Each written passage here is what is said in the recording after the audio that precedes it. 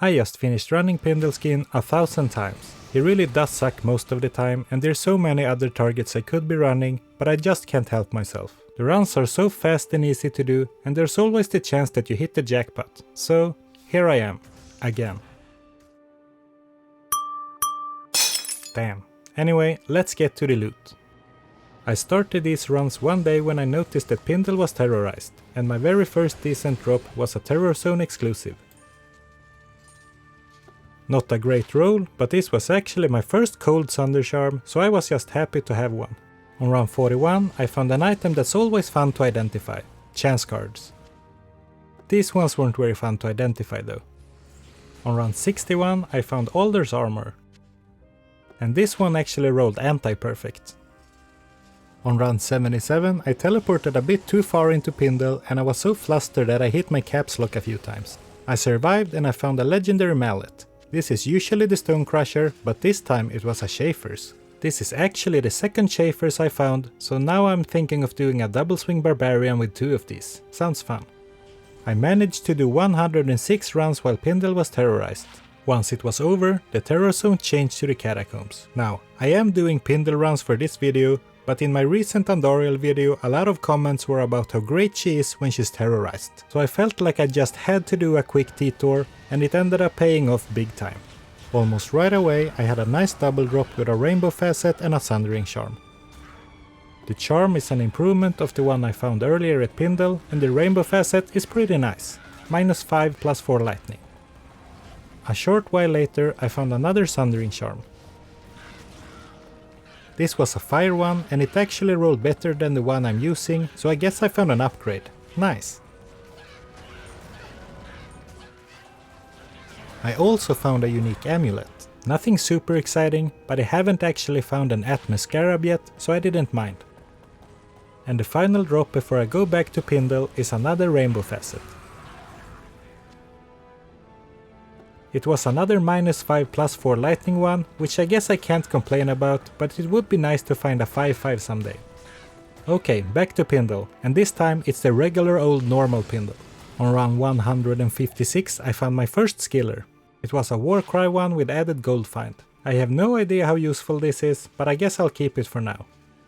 On run 212 I found a rare jewel. It's not very good, but the stats are 777, which should mean good luck, right? On run 214 I found a green chaos armor, which is the Triangle Scales. Another skiller drops on run 271. Unfortunately, it's just a summoning skiller for the druid. I just don't see myself making one of these anytime soon, if ever.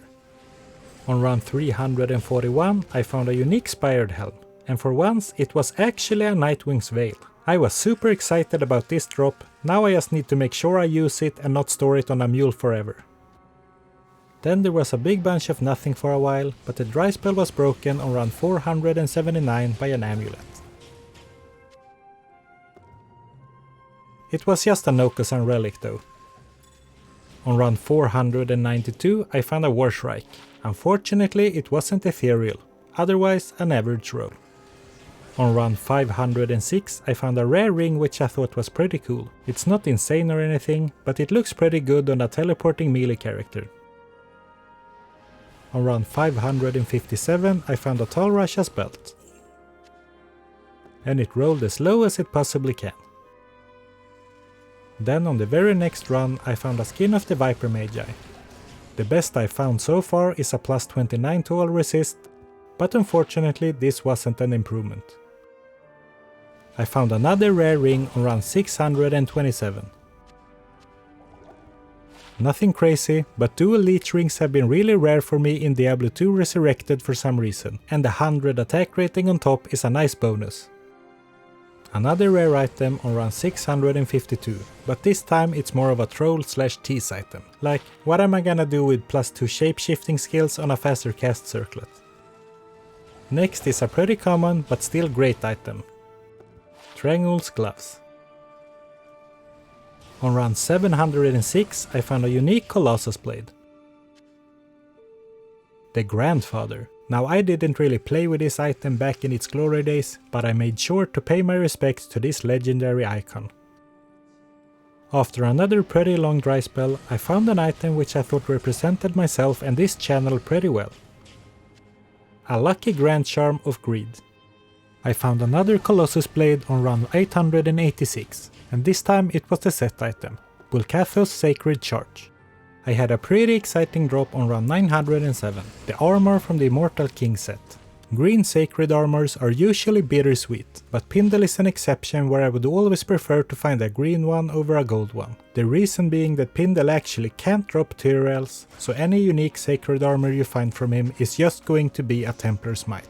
On run 955 I found the Reaper's Toll, really hoping for an ethereal one here since I still have to find one, but unfortunately this wasn't it. On run 968 I found another skiller, and this time it was a shapeshifting skiller to go with the faster cast circlet from earlier. Nearing the end of the runs, but there's still one big item drop left. Unfortunately no griffins or D-webs yet. On the other hand, I also didn't find any unique sacred armors, which would have been such a feel-bad moment. Oh for f***.